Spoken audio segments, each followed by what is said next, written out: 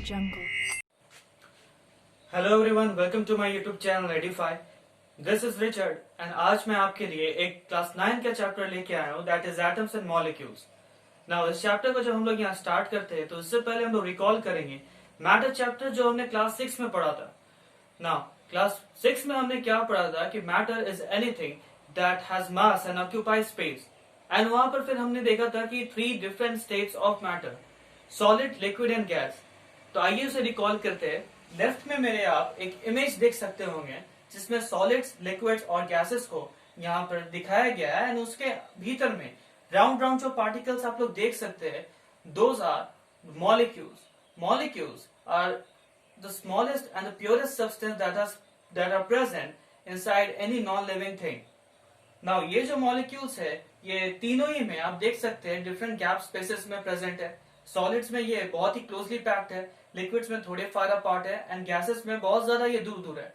और ये सब चीज के बारे तो आगे भी हम लोग पढ़ चुके हैं। क्लास 9 में जो हम लोग और एटम्स को देखने वाले हैं, इन्हीं मॉलिक्यूल्स को जब हम लोग माइक्रोस्कोप के अंदर में और जूम करके हम लोग देखेंगे तो वहां पाएंगे कि वो एक और उससे भी छोटे सब्सटेंस से बना हुआ है, जिसको हम लोग एटम्स कहते हैं। यानी कि मॉलिक्यूल्स से भी छोटा कोई चीज होता है जिन्हें एटम्स कहते हैं, जिससे मॉलिक्यूल बना होता है। अब मेरे राइट में जो इमेज देख सकते हैं यहाँ पर एक एटम को दिखाया गया है। एक एटम इसी तरह से होता है एक मॉलिक्यूल के अंदर में, एंड जो सेंटर में हम लोग राउंड राउंड पार्ट देख सकते हैं दो अलग अलग करके, वो न्यूट्रॉन्स एंड प्रोटॉन्स कहलाता है। न्यूट्रॉन्स एंड प्रोटॉन्स के अलावा जो थर्ड पार्टिकल जो इसका ऑर्बिट में रिवॉल्व करता है उसके चारों तरफ, उसे इलेक्ट्रॉन कहते हैं। जी हाँ, ये बिल्कुल उसी तरीका होगा। अगर आप ध्यान से सोचेंगे तो हमारा सोलर सिस्टम भी जैसे है, सन बीच में है और उसके चारों तरफ रिवॉल्व करते हुए 8 प्लैनेट्स, बिल्कुल उसी तरह से यहाँ दिखाया गया है कि न्यूट्रॉन्स एंड प्रोटॉन सेंटर में, एंड उसके चारों तरफ जो इलेक्ट्रॉन्स है वो रिवॉल्व कर रहे हैं। यहाँ पर बिल्कुल इसी चीज के बारे में हम लोग स्टडी करेंगे।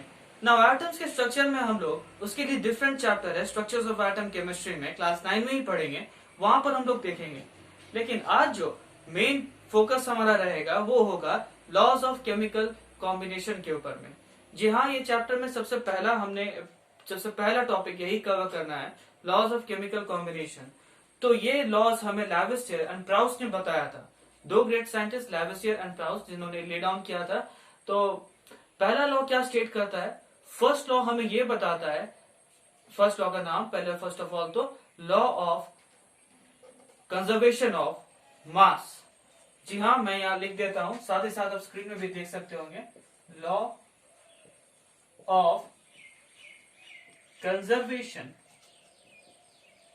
Of mass.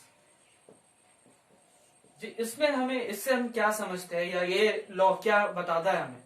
ये लॉ ये डिफाइन करता है कि मास can neither be created nor it can be destroyed. Now इसे एक एग्जांपल के थ्रू हम लोग देखेंगे, समझेंगे कि क्या मास हम लोग क्रिएट या डिस्ट्रॉय नहीं कर सकते, ये सब क्या है। एग्जांपल के तौर पर हम यहाँ पर दो सब्सटेंस लेते हैं, सब्सटेंस ए बोल सकते हैं, सब्सटेंस बी बोल सकते हैं, या इसके जगह पे हम लोग कोई दूसरा एक प्रैक्टिकल और बेहतर एग्जांपल देख सकते हैं। यहाँ पर समझ लीजिए हम कोई रेसिपी का, खाना बनाने का। ना अभी लॉकडाउन में तो काफी सारे यूट्यूब में हमारे वीडियो देख रहे हैं कुकिंग के ऊपर में, और एक हमारा भी सही यहाँ पर। तो सब्सटेंस ए में हम लोग यहाँ पर कुछ बना रहे हैं, जिसमें हमने शुगर लिया है 30 ग्राम्स, मिल्क लिया है 20 ग्राम्स, और इन दोनों को शुगर एंड मिल्क से हम कुछ बनाते हैं, और से हम आइसक्रीम बना रहे हैं। तो यहाँ पर क्रीम ले लेते हैं हम लोग, व्हिप्ड क्रीम 50 ग्राम। तो यहाँ जब इनका हम लोग टोटल करेंगे, यानी कि जो हम लोग इससे प्रोडक्ट बनाने वाले हैं, इन सब चीजों को आपस में मिलाएंगे, तो इनका टोटल मास जो आने वाला है दैट विल बी 100 ग्राम, जो प्रोडक्ट मिलेगा हमें। ये तो क्लियर है। अब लॉ ऑफ कंजर्वेशन ऑफ मास यही क्लैरिफाई करता है कि जब भी कोई केमिकल रिएक्शन होता है तो जो प्रोडक्ट ए और प्रोडक्ट बी को जब हम लोग जोड़ेंगे, यहाँ तो 3 प्रोडक्ट हमने लिया तो प्रोडक्ट सी भी एड अप हो गया, तो उन सबको जब हम लोग जोड़ेंगे तो उनका जो मास आने वाला है वो और कुछ नहीं, इन तीनों का मास जो मिला करके होता है वही होगा। यानी कि इस रिएक्शन में या इस प्रोसेस में हम लोग बोल सकते हैं कहीं पर भी हमने मास को ना ही क्रिएट किया और ना ही डिस्ट्रॉय किया। ठीक इसी तरह केमिकल रिएक्शन में भी हम ना ही कोई चीज खुद से बना सकते, ना ही मास को क्रिएट कर सकते हैं और ना ही मास को डिस्ट्रॉय कर सकते हैं। आई होप समझ में आया होगा आपको कि ये इस लॉ में हम लोग क्या डिस्कस कर रहे हैं।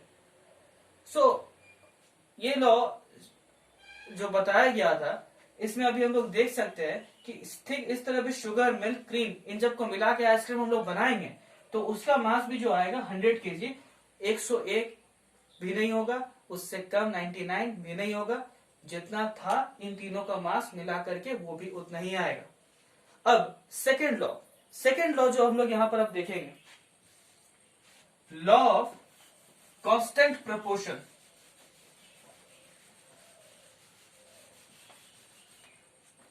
नाउ अगर आपको ये यहाँ क्लियरली नहीं दिख रहा होगा तो स्क्रीन पे मैं इसका इमेज आपको दे दूंगा या आप उसे फॉलो कर सकते हैं। लॉ ऑफ कांस्टेंट प्रोपोर्शन, ये भी बहुत इंटरेस्टिंग टॉपिक है समझने के लिए। Law of constant proportion interesting and easy भी है। ये स्टेट करता है कि कोई भी एलिमेंट या कंपाउंड जिसको हम लोग स्टडी कर रहे हैं माइक्रोस्कोप के अंदर में, मतलब माइक्रोस्कोप से स्टडी कर रहे हैं, उनका मॉलिक्यूलर स्टेट देख रहे हैं, एटम्स देख रहे हैं, तो वहां पर एक चीज हमें समझ में आता है कि सपोज हमने एग्जाम्पल के तौर पर एग्जामिन करने के लिए वाटर को लिया। वाटर हमें पता है H2O इनका केमिकल फॉर्मूला, यानी कि हाइड्रोजन एंड ऑक्सीजन, बहुत सिंपल। इन दो चीजों से ये एलिमेंट से बना हुआ और इनका मॉलिक्यूलर मास रेशियो प्रोपोर्शन क्या है, 2:16, दैट इज 1:8। ना ऑल ओवर द वर्ल्ड या ऑल ओवर द यूनिवर्स अगर हमें कोई दूसरा लिक्विड मिलता है जो जिसमें यही दो एलिमेंट्स होते हैं और जिनका प्रोपोर्शन यही दो रहता है 1:8, तो वो लिक्विड को भी हम लोग वाटर ही बताएंगे। वो लिक्विड भी हमारे लिए वाटर ही है एक्चुअल में। अगर कहीं पर इनका ये मॉलिक्यूलर मास चेंज अप हो जाता है, H2O से H2O2 हो जाता है, तो ये फिर वाटर नहीं रहता है, ये दूसरा कंपाउंड बन जाता है। ये लॉ ऑफ कांस्टेंट प्रोपोर्शन यही हमें बतलाता है कि हर एक कंपाउंड का उसका अपना एक फिक्स्ड मॉलिक्यूलर मास रेशियो है, उसका अपना एक फिक्स्ड एलिमेंट जिससे कंबाइन होता है और उसका मॉलिक्यूलर मास रेशियो फिक्स्ड ही रहेगा। अगर वो चेंज होता है तो एक नया कंपाउंड, एक दूसरा कंपाउंड हमें मिलता है। अगर ऑल ओवर द यूनिवर्स अगर हमें वही चीज वही मॉलिक्यूलर मास में मिलता है तो वो दोनों सेम आइडेंटिकल्स है। आई होप आपको आज का लेक्चर समझ में आया हो। Thank you.